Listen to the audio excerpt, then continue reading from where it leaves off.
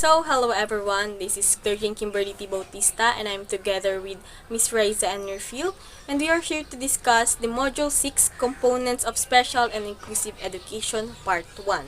So the topic that are assigned to us is Child Find 2 through a Referral Process. So referral for evaluation and special education services begins by identifying students who have additional needs or who may be at risk for developmental disabilities. So what is referral? Referral is the starting point of a special education. It can also simply be the request for an evaluation. This can be done by the parent, the guardian, the classroom teacher, or the any member of the school district. It can be public or private, and and those people to first notice such developmental delays in children are the school guidance counselors, early childhood teachers, primary school teachers, and community-based daycare workers are often the first to notice. So in referral process, we are focused on those children who have developmental disabilities or they have some delays on their learning. So let's dig in deeper to what is a peripheral process. So peripheral process. A child noted to have significant difficulties in relation to expected competencies and developmental milestones may be referred by the parents and teachers for observation and assessment. So, para saan nga ba yung observation and assessment? So, if your child or the children is struggling to learn, take time to find out how this peripheral process works at your school or the school where your child is attending to. Kasi when you become involved in the planning with her educational team, your child or your student will benefit. So, a peripheral process po kasi is a preventive approach intended to address struggling students' academic or behavioral challenges inside the classroom. So, all students who need extra care or support should participate in the intervention designed to meet their specific needs in the peripheral process. So, there are the team of professionals known as the peripheral team is comprised of special education teachers, counselors, administrators, and psychologists who collaborate to determine reasons for the observed challenges. So here, they collaborate to find ways to meet the needs of the children with developmental delays. So yung team na to, those experts, the referral process allows those experts to use strategies to draw on the researcher's strengths and meet the educational needs of those children who have developmental delays. So Taylor in 2009 provided an assessment model that begins with peripheral processes. So, children with noted developmental delays and difficulties are identified through observation and use of norms and criterions or reference tests.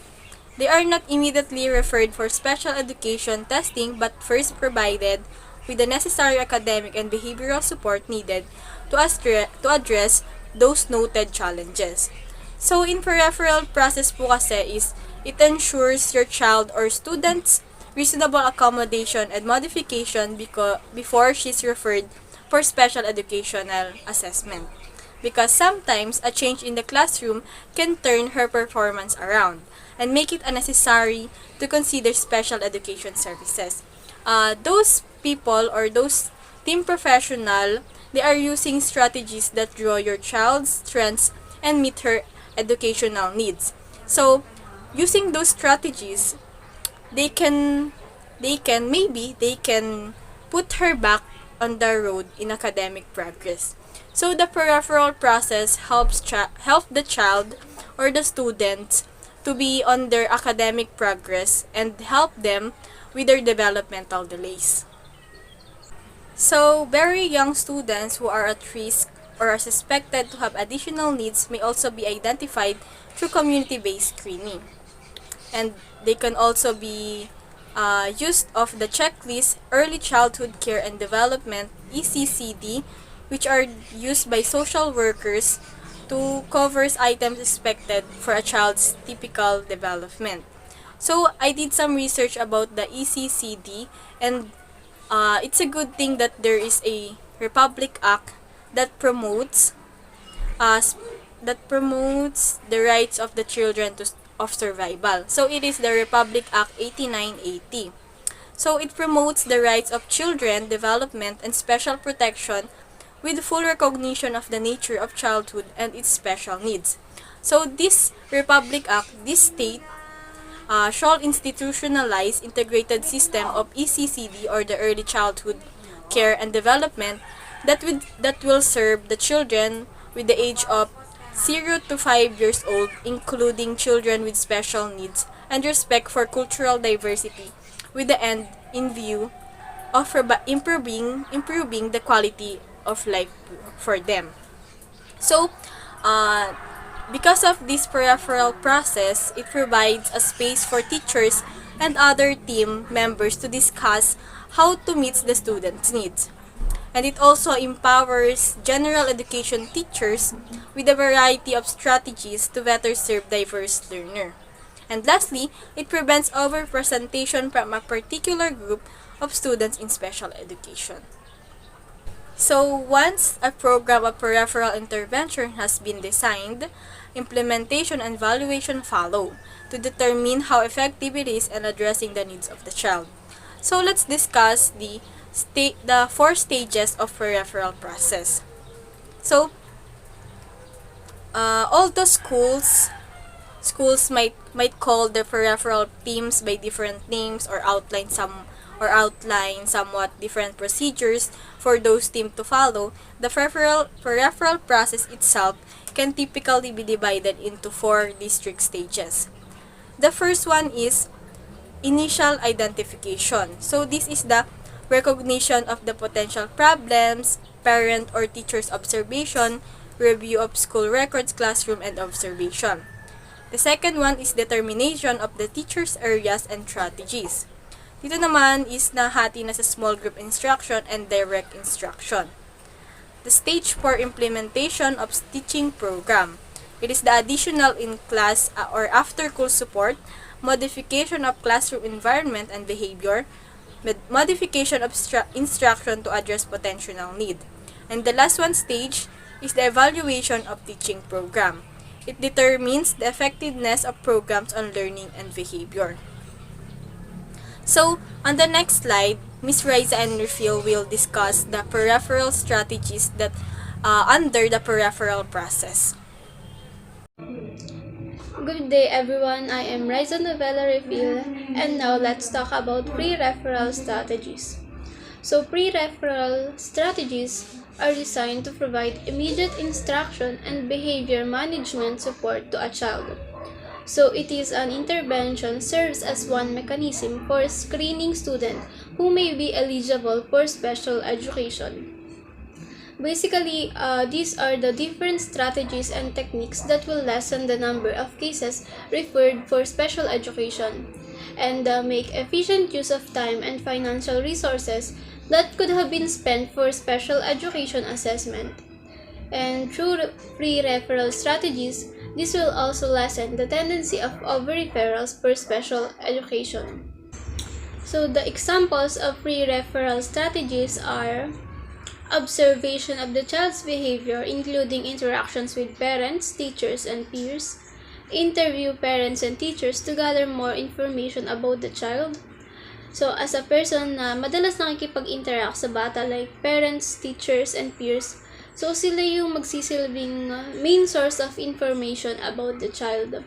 So, we also have here review of school records, analysis of the child's academic output through error analysis, portfolio assessment, and criterion reference and curriculum-based assessment.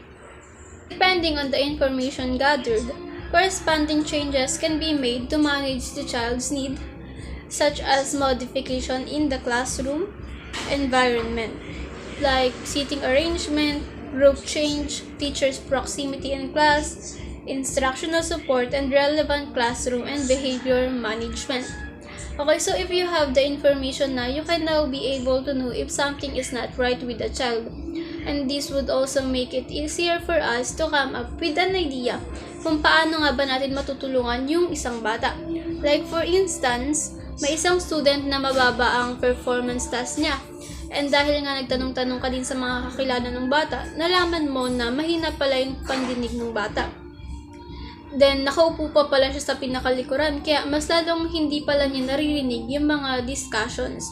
So, the best thing to do is palipatin sa harapan yung bata para in that way, mas maririnig na ng bata yung discussions. So, it is really a great thing that we have pre-referral strategies kasi in that way, we can now be able to know the needs of each child.